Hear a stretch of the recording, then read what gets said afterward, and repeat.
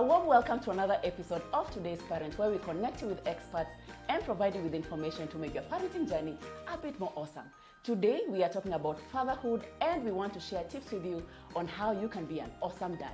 In studio today, we have an expert, Mwangera Mutiga, who runs a platform called Papa Bear Kenya. He's passionate about equipping dads to be the best they can be.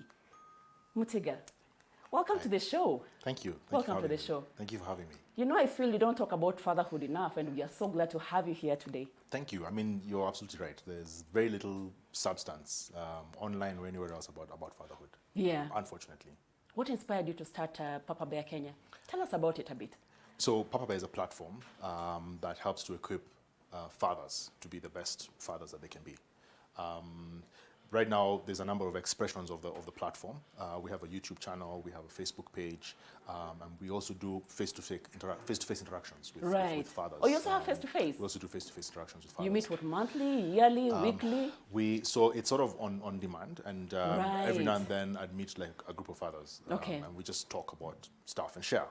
Okay. So it's more of a platform for men to share and to learn from each other's experiences, as opposed to me telling them this is how fathers are supposed to be. Right. But yeah, I mean, it was inspired by just the lack of information. There's very little information out there. Before I started the channel, the YouTube channel, which started in January this year, I looked around for content on fatherhood. Imagine I didn't find anything. And I can imagine local content for that matter. Local content? Nothing. There's no one doing it. I know there's a brand that tried to do something a couple of years ago, Pampers, I think, right, around fatherhood. It was really nice, but it was maybe 1 or 2 videos, and that was right. it. But just a body of knowledge that's growing, that is consistent, that people can look to.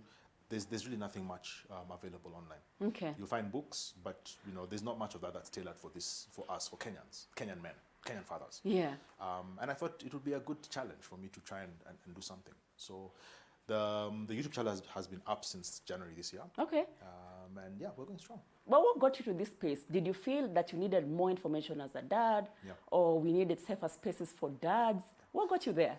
So part of it, the vision behind this started a while ago. And by a while, I mean maybe almost 10 years ago. And what happened is when we had our firstborn, she's 11 now. Okay. But when she was born, I remember I had completely no idea what to do. I'd never seen a diaper. Seeing like this, I'd never seen. Wow. My wife bought these baby clothes, and it was so hilarious to me because those clothes are like for a doll, little They're small very tiny. little things, tiny things. Very tiny at the beginning. And just the first few months, the first few interactions that I had with my daughter were very shocking for me, because I had no idea. And my wife had a whole reading list of stuff that she'd read, right, books and all that. And right, she had me read a few of them, but they were tailored mainly for the mother. This is how you prepare, this is breastfeeding, this is this. So it was very tailored towards the mother, very little to do with dads. That's true. And I felt lost. I felt like, I don't know what to do, There's no one I can talk to.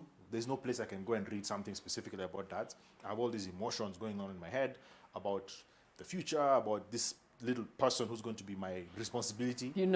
And I had no idea. I had no way to look for information. So back in the day, Yes. think about my own dad. Yeah. Dads were very hands-off. True. One time, my mom was on maternity. She was at the hospital. Yeah. And she was left to take care of the kids. And the one thing he needed to do was to make a meal for us guys. I cannot forget that image of him and his brother, yes, closing the curtain, yes, for them to make ugali, because they could not imagine anybody seeing them make ugali. So it was a man thing that you can't be seen in the kitchen. How? That was the issue. You cannot be seen in the kitchen. How has that changed today? It's very interesting that you say that, Christine, because the truth is that we, as men, we grew up with fathers who were like that. Now, I think I'm a bit unique in the sense that my dad was very hands-on. Yeah, I mean, he wasn't. Wow, that's different. Not kitchen stuff. Yeah, but as he was engaged. He was part of every day. He would be there. He would look at our books and all that stuff. So he was a bit different. But I get the dynamic that you're talking about, because we've grown up in a space where, as a man, there's a certain way you're supposed to behave. There's certain things you're supposed to do. There's certain things that you cannot do. And so here you are, getting into this age where the expectation is completely different. Your wife is not going to let you just sit there and wait for the news that you have a boy. I mean, she's not going to want that. She's going to want you right there with her. Yeah. And it's confusing for guys because I don't know how men are supposed to behave. That's not how I was brought up. But this is the expectation. It's a different world. It's a different space to be in.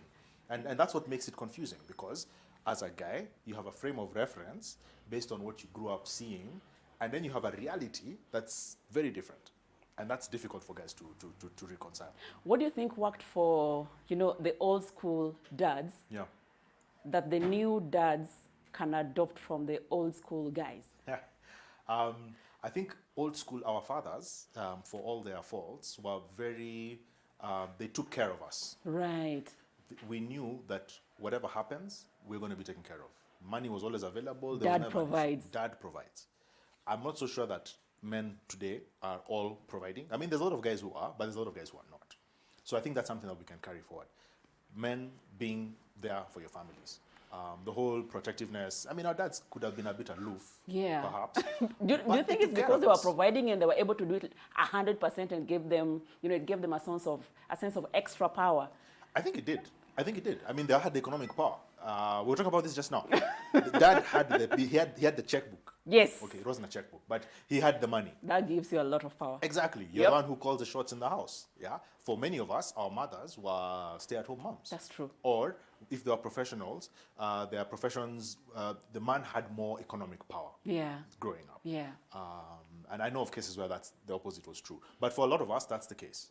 And so because you have economic power, you pretty much call the shots. You do whatever you want. Right. And there's some guys who would do the right thing and treat their families well. The others who would do the wrong and just, mistreat their families. Yeah. And they're paying for it now, which is another story for another day. But the point is that as men, we were raised in a certain way, and we have to deal with different realities now that we are raising children in our day and age, in our reality. And what are the realities right now? Being a modern dad, with everything that is happening right now, technology, women have advanced in their careers and truly progressed, and they're sitting at the table making decisions with their own resources. Yes. How are men, how are fathers? Yeah. I just wonder how they're even coping. How do they cope? That is so true. I was going to say unfortunate, but then it's not unfortunate that women have economic power. That's actually a good thing. But I think for men getting into this space where now the question is, what is my purpose as a man? Yeah, what is the role of the father today? In this day and age. What's his role? Back in the day, the man's role was to provide, But now, women can provide just as well as guys, even better in some cases. Yeah. A woman can rock up and she has money. She can do what she wants to do. And possibly take care of you. Yes.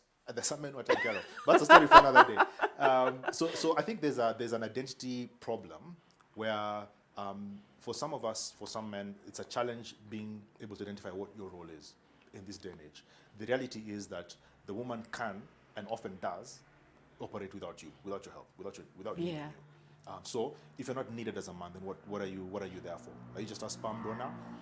For some people, that's just it. But for a man, there's need for a sense of purpose, a sense of utility, that you're useful, that your people, someone wants you around, someone has some value, gets some value from you. And I think that's part of the challenge as men. We've also grown up in an age where there's a lot of men who've been raised by single mothers. Nothing wrong with single motherhood. But then what happens is, for lack of a male role model to look up to, then there are certain things that you miss out on as a man. Now, some men end up getting it later on in life. Life teaches them hard lessons or whatever. But for a lot of guys, there is a certain way that they see parenting because their frame of reference is, I was raised by one person, a mother. What makes it different? It's different because you don't know what a man is supposed to do. Despite having uncles and other male figures around you, unless your uncle lives in the same house with you. Of course not, yeah. It's not going to be easy for you to see what a male role model looks like, You'd have to live with someone to understand how that person lives or how that person operates. And so if you've grown up your whole adult life or your whole childhood without a man in the house, then there's a certain way that you view manhood, which is deficient in a sense. It's like there's something that you've not seen. And so the man comes into the family or he's raising a family with that frame of reference. So to him, the woman is sort of the one who makes all the decisions, calls all the shots. Interesting. And so he ends up being kind of passive because, hey, that's what's supposed to happen. I mean, me as far as I know, mom make all the is the decisions. head of the house. So that's a dynamic that you have to kind of deal with. Right. And like I say, there are a lot of men who go through life, and life changes them, and they end up taking the roles that they're supposed to play. But for a lot of men, that's a problem. Okay. You don't have a frame of reference that shows you what a man is supposed to do. So list it for us. What's the role of your modern dad today? I think the role of the father has not changed. In some families, the mother is playing the role of both. But I think the role of the dad is clear. I think the dad's role is to provide a sense or a model of manhood to the children, both for the girls and the boys. Okay. For the girl, they say that your father is your first love. Absolutely. They talk about daddy's girls and all. So your dad is to you is like a superhero. He's the one who shows you what a man is supposed to be like. Same for the boys. That the boy needs to look up to his dad and say, that's what I want to be when I grow up. Right. Now, I think the role of the man is to provide unique experiences to their children. And I'm talking about heterosexual, typical man-woman family. Right. It's not always the case, but in a situation where you have both parents in the picture, I think the man's role is to provide obviously financial cover where necessary, where relevant. In some cases, it's the other way around, but I think that's partly man's role to provide. Partly or should be? It should be man's role to provide. 100%, 50%, 80%? I think it needs to be seen. He needs to be seen to be providing. Right. Now, how that works, how that looks to the kids, it needs to look like the man is providing. You might have a different arrangement between the two of you. But it needs to look that Like the man is the one providing. Yes, I think that's important. And that people will disagree with me. But I think it's important that the man is seen to be the one providing. Or at least is participating very actively in that process. That's number one. Number two, the man needs to provide values to the children. What kind of values? Good values that will help them in life, that will help them develop convictions. Yeah? I'm getting technical now. You see, the thing about convictions, think about convictions as things that come from the inside out. It's what you believe inside. Like the value system, what it like a shows. good value system. A good value system. And a value system, one that comes from the inside, does not depend on what's happening around you. Right. So let me give you an example. If you're driving down the bypass and you hear someone saying, there are no police, you can do 200 if you wanted to. A value system, a conviction would say, it's not safe to do 200 on the highway. No matter how hot my car is, I'm going to stick to 100 because it's safe. And it's the right thing to do. It's the right thing to do. And it's the right thing to do. Now, the opposite of that is standards that are imposed on you. So as soon as those standards are not there, then you're free to do whatever you want. And that's the difference between convictions and standard. Right. A conviction comes from the inside, standard comes from the outside, it's imposed on you. So the man's role is to provide convictions or to provide an environment where a child can develop convictions of their own, which are good values, which are helpful for them, which will help them survive, and not just survive, but thrive in life later on. So that's a very important role for the man to do. I'm not saying that mothers can't do that, but I think coming from the father, from the dad, it has that much more power and authority. Right. I think it's also very important for men to provide unique experiences to their children. Because you see, the thing about it is that in life we go through the grind. The stuff that we do every day, it just becomes a routine. You wake up in the morning, you brush your teeth, you shower, whatever. The usual. Go to school. There's a grind. There's something that becomes a rhythm as you go along. I think it's important that men provide a uniqueness or a change to that grind, which is associated with them. So what new experience can they go through, which would be a teaching lesson for those children, but it's coming from the dad. What examples could you give? Let me give you one from my own life. One of the things that happens every now and then is that we go for walks with my kids in the estate. Yeah. Okay. And sometime back, it was in the evening, it was around 6:30. It was getting dark, and we had crickets. Whatever sound they make in the grass, right? And we'd hear them and we'd walk up to them, and they would keep quiet. So my son asked me, okay, what is that? What is that that's making noise? I told him it's a cricket. He says, where is it?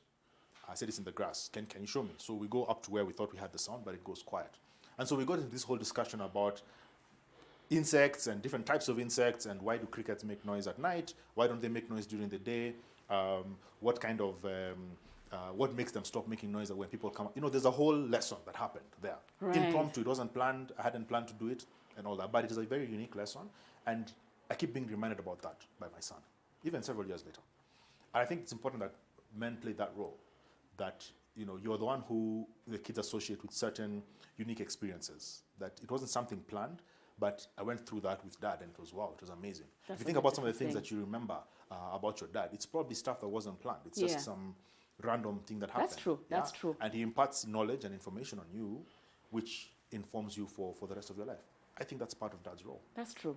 Yeah. You know, the one thing I'm sure, I'm not a dad, but I'm thinking the one thing that possibly a lot of dads struggle with is presence, a very important P, because like you say, we are on the grind, we are hustling, we have so much to do, Yeah. time is limited. Yeah. And then Yeah. the one important thing we need to do is to spend quality time, Yeah. Yeah. like you've emphasized, with our children. Yeah, I think actually I say this phrase that there's nothing like quality time. There's just time. Kids don't think about that was a special occasion, that dad is going to do something special with us on Sato. They just think about time. It's just time. You being present is quality time, regardless of what you're doing with them. And I think that so many times as men, we want to do like really big, splashy, impressive, memorable stuff that we forget that you being present is as special to the child as you taking them to your Mombasa or to somewhere. Dubai or doing Yes. something grand. Yeah, that awesome. It's nice, and they'll probably remember that they went to Dubai. But what they'll remember is that we went to Dubai with dad, and even if we had gone to the shop, we had walked to the shop with dad, it would have had the same effect. The as going to moment Dubai. is what matters. Yes, I hear There's you. nothing like quality time. There's I just hear you. time. Just spend time with your kids. That's what matters. We're going to take a short break. Okay. And when we come back, I'm sure you'll share more with the dads, Yeah. overcoming these challenges when it comes to modern fatherhood and more. Sure. In today's episode, we are tackling fatherhood and how fathers can be more present and do a better job. In studio, we have Mwongera Mutiga, who runs Papa Bear Kenya, sharing tips with you, especially if you're watching as a dad. Stay tuned. We'll be right back.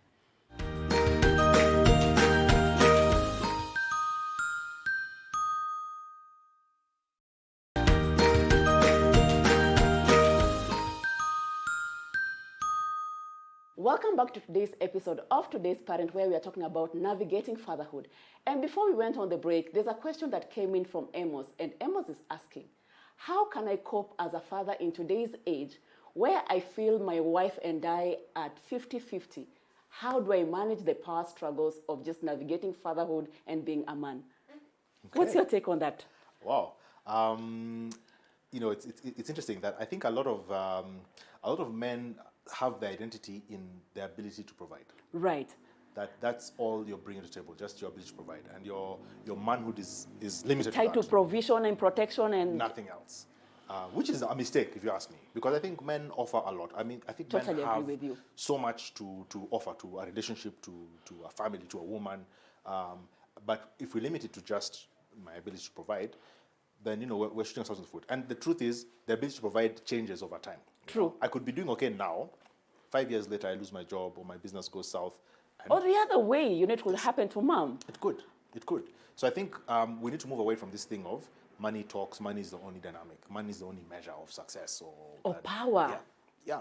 And unfortunately, it's not just in the family. The society as a whole gives so much value to money and the show of money and the what is seen to be wealth, that nothing else seems to matter. And that's a Right. problem. Now, I think my take on that is that as a man, as men, we need to have a clearer sense of identity. We need to be clear about who we are and what we do or what we can do and what we're all about. And what is my vision for life as a whole. Even before I become a father, before I become a husband, before I do anything else. Who am I? Who am I? What am I trying to do with this life that I have been given? And if I don't have that clear, then I'll keep being blown around by these winds. I'll keep hearing things. I'll keep feeling insecure. Yeah. Every time my wife does well, I'll be like, hey, now she's starting to show me. Yeah. I'm seeing horns.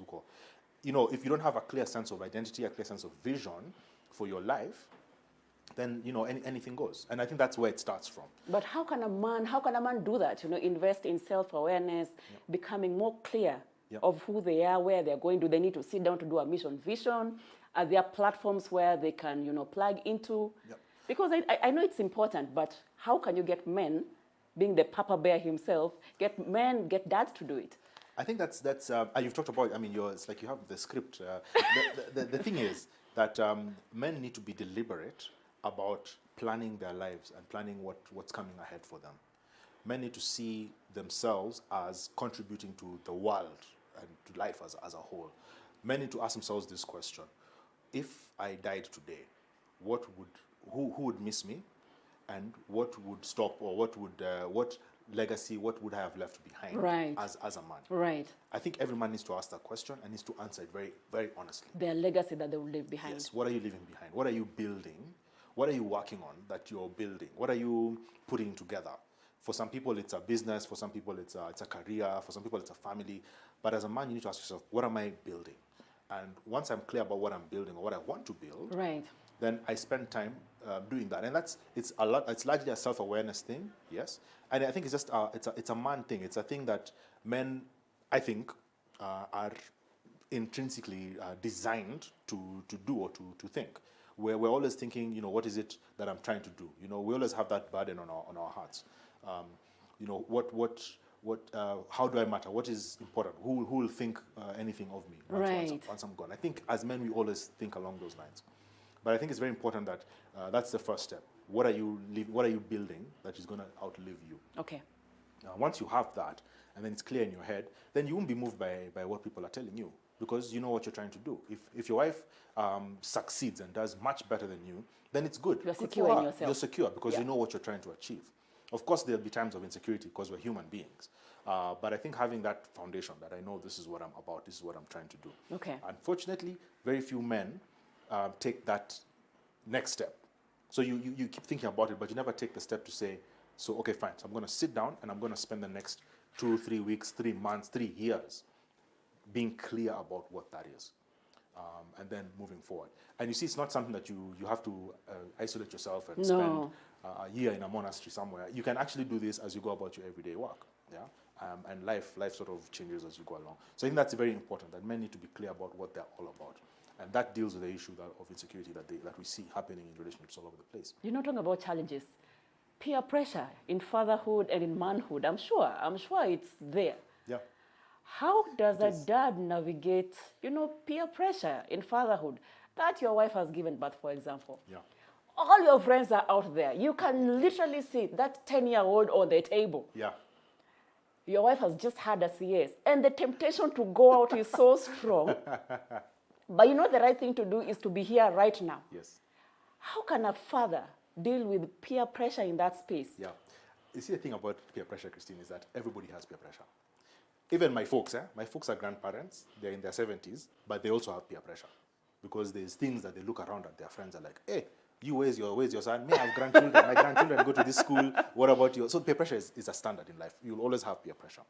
I think for men, for fathers, you have to realize that peer pressure will never end, and that you have to teach your children to deal with it. So you have to think of yourself as a model. That if you are going to give in to these pressures and to this whatever's happening around you, your kids are watching you and they're going to do exactly what you're doing. They don't do what you say, they do what you do. That's true. So seeing yourself as a model is one way of dealing with peer pressure. That you realize, by the way, I can give into this, I can go and hang out with my boys, but my kids are watching me and they're going to do exactly what I do. Would I be happy if I saw them do what I do?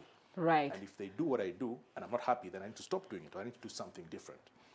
So peer pressure is a standard. Everybody will deal with it at some point in their lives. I think, unfortunately for us men, we're very driven, we're competitive as men.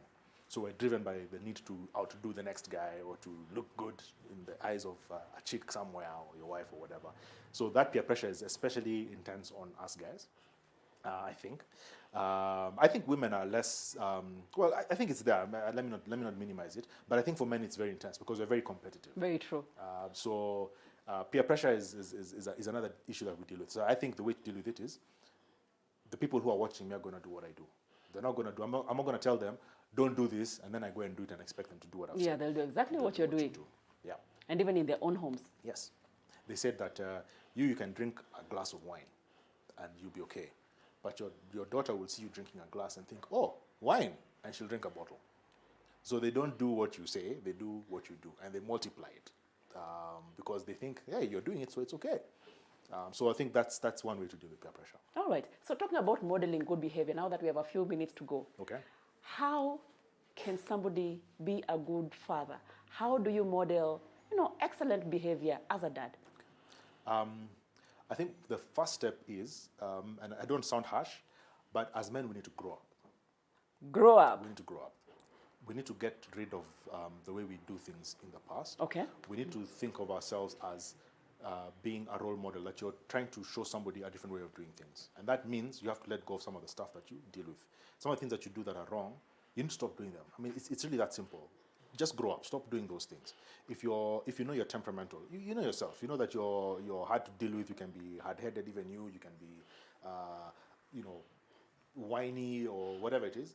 You stop doing that. Right. Just stop. Just grow up. Right. One of the things that I had to deal with was there's certain things that I don't like eating. Like I don't like eating githeri, for example. Can't stand it. I did high school for 4 years. Enough of it. Enough for my Enough. life. So I swore the day I get my own house, I will never. ever, done. And then Madame puts it on the timetable. Yes. And she's like, wow, this stuff, you cook it once, it's food for a week. I'm like, man. But so what happens is then now my kids are rejecting certain foods because Daddy doesn't eat Daddy githeri. doesn't Why are eat we stuff. eating it? So, yeah.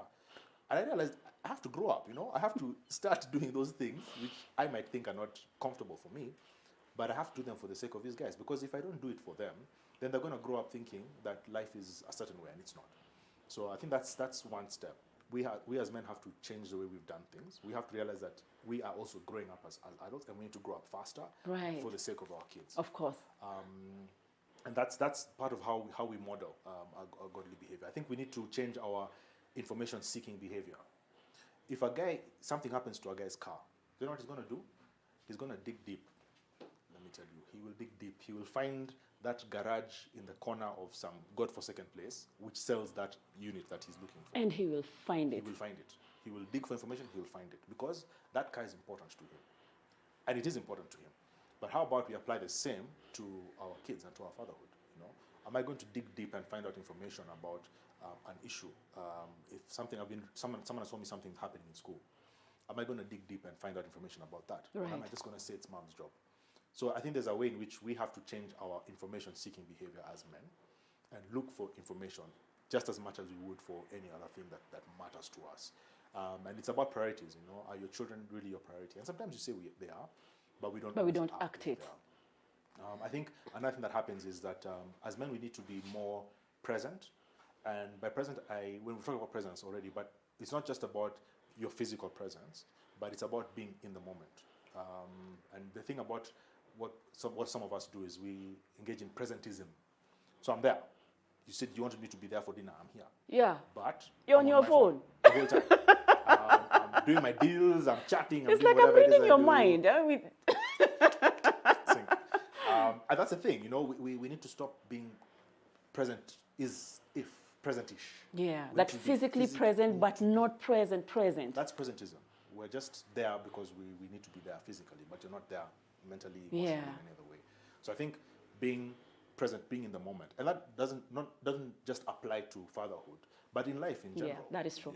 That's very true. If you're in a meeting or if you're talking to somebody, be present. Listen to what that person is saying and have a genuine conversation. Don't be thinking about the next deal, the next move. What are you going to do after this? Right. Be present. I think that's part of what men need to do and help them go on. And I think that the truth is there's a lot of guys doing their best and they're doing as well as they can, and it's not easy. I'm a dad too. I've been a dad for 11 years, and it's not easy. I'm not an expert. I'm not perfect by any standard. But I'm learning, and there's a lot of stuff that I've learned over the years. Some of it by looking for information, some of it through hard lessons, mistakes that I've made. But I think it's very important that as guys, we are as involved with our kids as possible. Mutiga, yes. We have to come to the end of today's show. Okay. We thank you so much for coming to share. And I know there has to be a dad out there who wants to know how to plug in into Papa Bear, your platform. Yes. How can they find you? So we're on YouTube, we're on Facebook. It's Papa Bear Kenya. Okay. So if you're out there, you want to learn more about fatherhood, just log into Facebook, log into YouTube, Papa Bear Kenya. Subscribe. There's a number of videos there. There's quite a bit of content ongoing there. Let's have the conversation going. As we go forward. Thank you so much. Yeah. And wishing you the very best. Thank you. Keep doing what you're doing. Your space is needed. Thank you. Thank you. And with that, we come to the end of today's episode of Today's Parent, where we talked about navigating fatherhood. I hope you found these tips that were shared by Mr. Mwongera Mutiga to be helpful. As a dad, let us be deliberate. Be the best that you can be by taking advantage of now, by being present, so that your kids can be awesome in the future. Build them now by being present and being deliberate. I can't emphasize that enough. I have been your host, Christine Casina. This has been today's Parent, and it's been a pleasure having you. We've been here in studio at Little Cribs, the home of exciting, durable, and exciting kids furniture. If you're looking for parenting information, go to www.supermamas.co.ke, and we look forward to having you next time.